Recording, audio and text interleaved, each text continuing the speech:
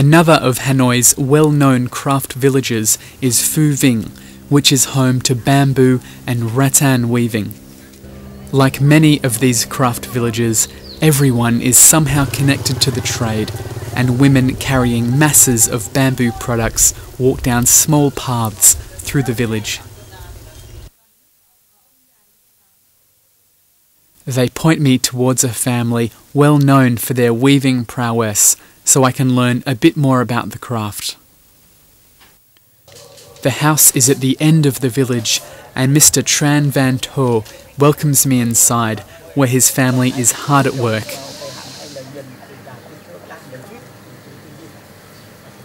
These small baskets are made from rattan, a type of tree that is plentiful in northern Vietnam. When stripped back, the rattan wood is supple and strong, which makes it a perfect material for weaving. The wood is also susceptible to termites and is dried in the sun to prevent them from eating the wood. Like many villages, To's family members weave bamboo and rattan products to earn extra money together with growing the materials.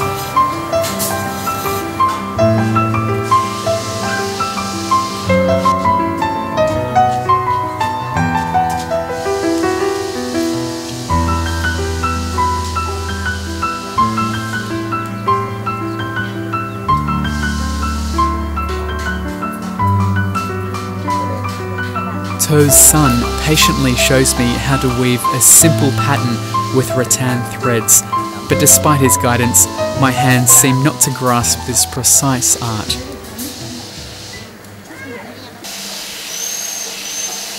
I'm not having much luck with the weaving, definitely not as much as I was having with the wood carving, and this requires a lot of attention to detail and patience.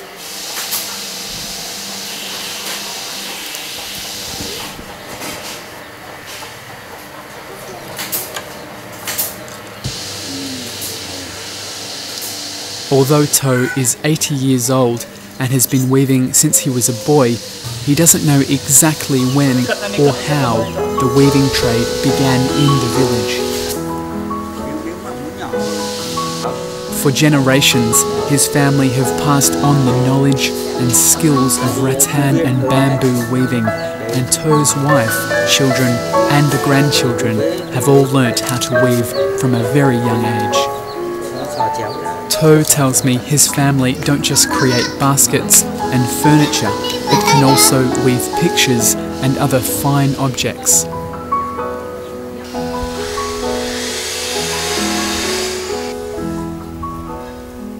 I've been told to visit Nguyen Van Trung, a famous member of the village who has travelled the world teaching people how to weave.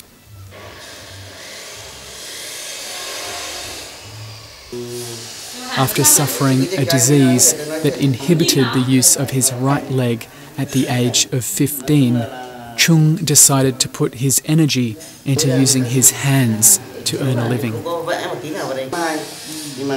He became so well known for his weaving that he started teaching in Hanoi's National Art University before moving to Cuba for 5 years to show others how to create complex objects from simple, natural materials.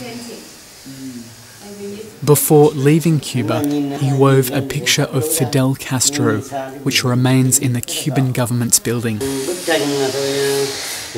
Chung has since created another image of Castro, which took him about 1 month to create, and reminds him of his experiences in Cuba.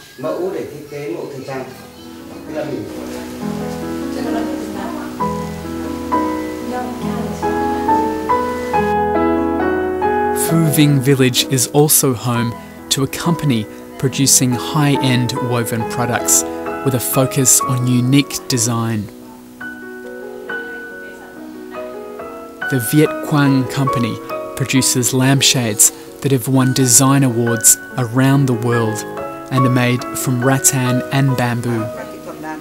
Owner of the company, Nguyen Van Ting, comes from a family of craftsmen the last 3 generations of which have been officially recognised as exceptional practitioners of the craft. One of the lampshades created by Mr. Ting's son has attracted a lot of attention recently and has even won several design awards. Mr. Ting tells me that the design is based upon the traditional Vietnamese drum, and when lit up, light escapes through thousands of small and different size gaps which give it a warm glow. The design allows the vibrations which would occur in the drum to be transformed into light, which bounces off each small, curved surface of bamboo. This is extremely intelligent design, matched by skilled craftwork. The bamboo or rattan is first soaked in water several times before being split into thin, long threads according to the desired width of the different objects.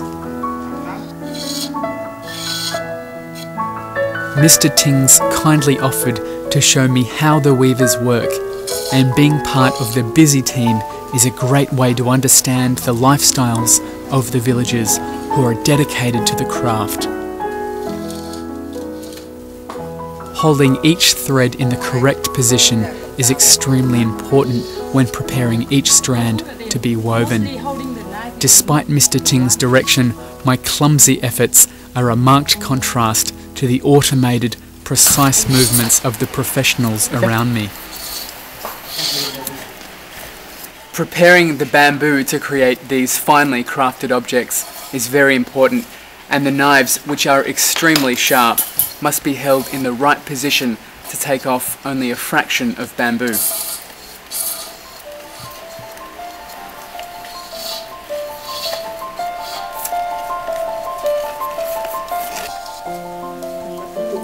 Many locals here don't know when the weaving tradition began in the village, but most people find themselves working in the weaving industry in some way.